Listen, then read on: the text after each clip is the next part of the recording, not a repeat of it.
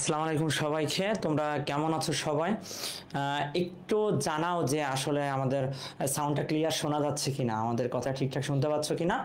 এতটুকু তোমরা একটু কমেন্টে জানাও। যদি সব ঠিকঠাক থাকে আমরা আমাদের ক্লাস শুরু করব। পটেনশিয়াল পাবলিকিয়ান রাজশাহী বিশ্ববিদ্যালয়ের যে পরীক্ষাটা অনুষ্ঠিত হয়েছিল সেটার বাংলা অংশের সমাধান আমরা এখন দেখব। যদি সাউন্ড ঠিকঠাক ক্লিয়ার থাকে তোমরা একটু জানাও।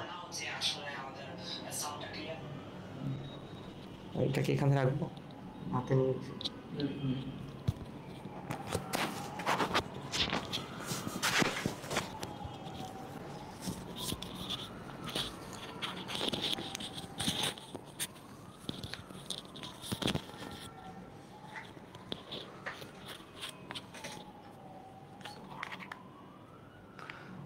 আমাদের কিন্তু বিভিন্ন বিশ্ববিদ্যালয় ভর্তি পরীক্ষার প্রশ্নের অনুরূপ পটেনশিয়াল পাবলিকিয়ান এক্সাম অনুষ্ঠিত হয়েছে। তোমরা জানো যে ইতিমধ্যে আমাদের কিন্তু রাজশাহী বিশ্ববিদ্যালয় সহ ঢাকা বিশ্ববিদ্যালয়, চট্টগ্রাম বিশ্ববিদ্যালয় বিইউপির ভর্তি পরীক্ষার অনুরূপ প্রশ্নে পরীক্ষা হয়েছে। তো সবগুলোর সলভ ক্লাস হয়ে গেল, আমাদের রাজশাহীর সলভ ক্লাসটা বাকি আছে বাংলা অংশ, সেটা আমরা আজকের ক্লাসে দেখার চেষ্টা করব। আমরা ইতিমধ্যে ক্লাস শুরু করেছিলাম কয়েকবার, কিন্তু যান্ত্রিক সমস্যার কারণে আমাদের ঠিকঠাক শোনা যাচ্ছিল না। এখন আমরা আবার প্রথম থেকে শুরু করি।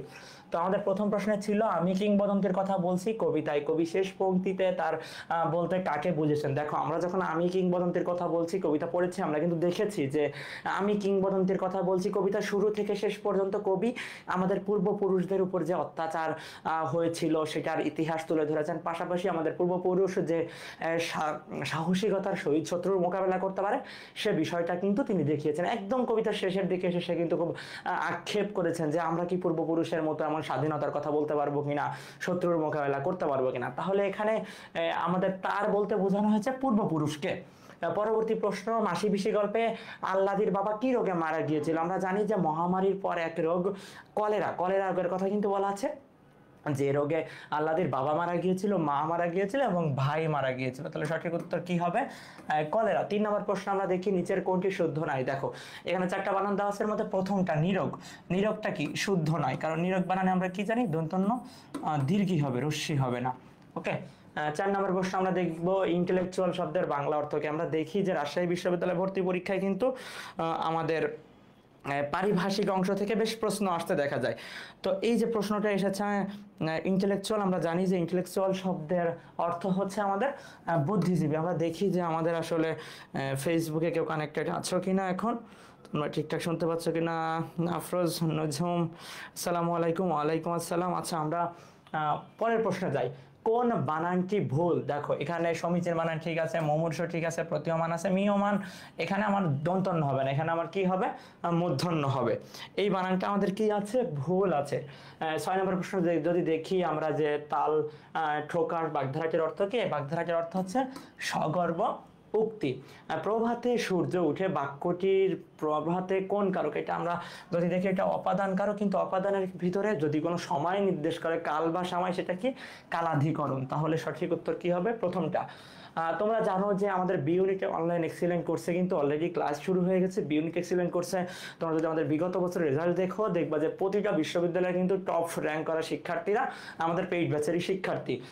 8 নম্বর প্রশ্নে আমরা দেখবো, সোনার তরী কবিতার পংক্তি সংখ্যা কতটি? 42টি। পরবর্তী প্রশ্নে আমরা যাই, মানিক বন্দ্যোপাধ্যায় কত সালে জন্মগ্রহণ করেন? মানিক বন্দ্যোপাধ্যায় 1808, 1838, 1908, 1938। আমরা একটু দেখি যে ফেসবুকে আমাদের সাথে কারা আছো, তোমরা একটু কমেন্ট করবা। তোমরা উত্তর কমেন্ট করো, দেখি কে কয়টা উত্তর করছো। আসসালামু আলাইকুম, আসসালামু আলাইকুম। গুড। আমাদের সঠিক উত্তর 1908-এ তিনি জন্মগ্রহণ করেন। অহরহ শব্দটির সন্ধি বিচ্ছেদ কোনটি? খুবই কমন একটা প্রশ্ন, যেটা প্রতিবারই যে কোনো বিশ্ববিদ্যালয় ভর্তি পরীক্ষায় আসতে দেখা যায়, অহ যোগ অহ।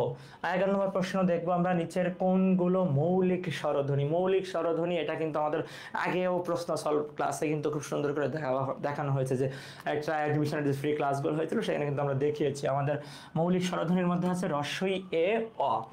সংস্কৃত কৃত প্রত্যয় কোনটি? সংস্কৃত কৃত প্রত্যয় হচ্ছে আমাদের পরিব্রাজক, পরিযোগ ব্রোযোগ অক। দেখে দেখে যে কাজ, ব্যাস বাক্যটি কোন সমাজের? এটা কি আমাদের সমাসের? এটা হচ্ছে ব্যতিহার বহুব্রীহি সমাস। ব্যতিহার বহুব্রীহি সমাস থেকে কিন্তু বেশ প্রশ্ন আসতে দেখা যায় আমাদের ভর্তি পরীক্ষাগুলোতে।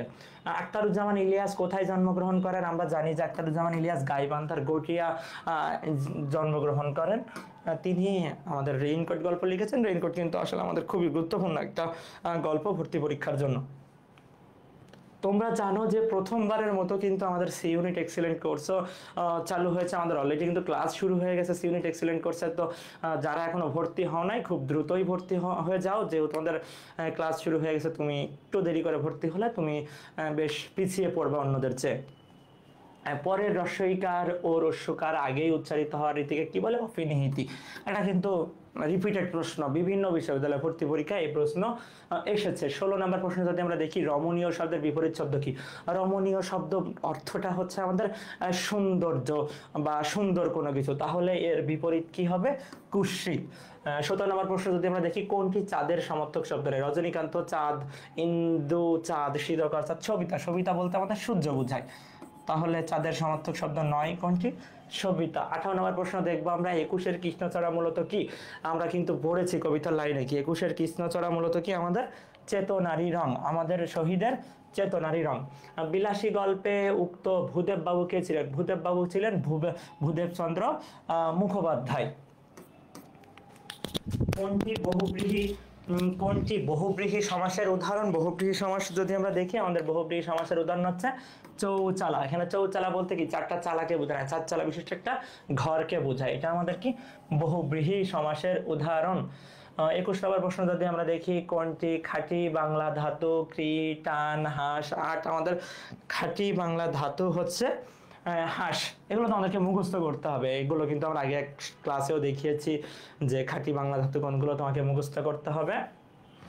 তোমরা যদি দেখো আমাদের 24-25 সেশনে আমাদের জাবি ডি ইউনিটে তৃতীয় হয়েছে, রাবি সি ইউনিট, খুবই সি ইউনিটে দ্বিতীয়, তৃতীয়, জাবি সি ইউনিটে প্রথম, জাবি বি ইউনিটে প্রথম। প্রতিটা বিশ্ববিদ্যালয়ে কিন্তু আসলে টপ র্যাঙ্ক করা শিক্ষার্থী আমাদের পেইড ব্যাচের শিক্ষার্থী ছিল।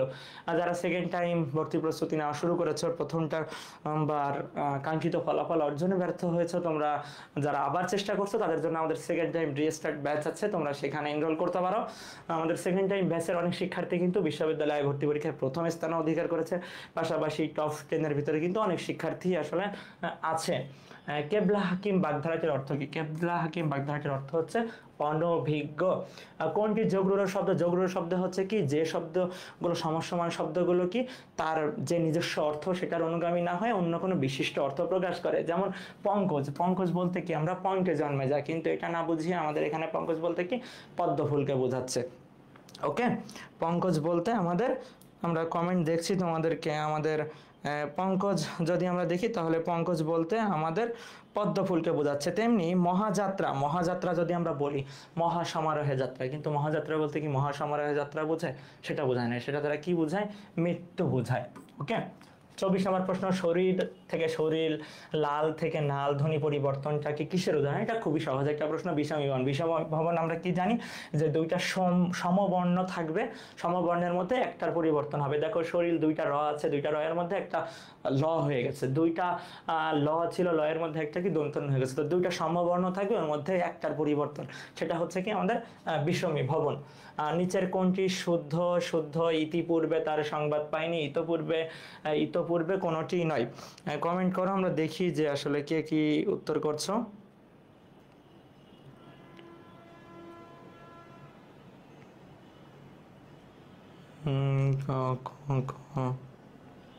আচ্ছা দেখো, আমাদের এটা ভুল, এটা ভুল, আর কোনোটি নয়তো হবে না। আমাদের সঠিক উত্তর হচ্ছে ইতপূর্বে তার সংবাদ পাইনি। 26 নম্বর প্রশ্ন, 18 বছর বয়সে ভয় নেই কেন? দেখো 18 বছর বয়সে ভয় নেই কারণ কি? পদাঘাতে ভাঙতে চায় পাথর বাঁধা। এটা কিন্তু কবিতার লাইনে আছে, 18 বছর বয়সে নেই ভয়, পদাঘাতে ভাঙতে চায় পাথর বাঁধা।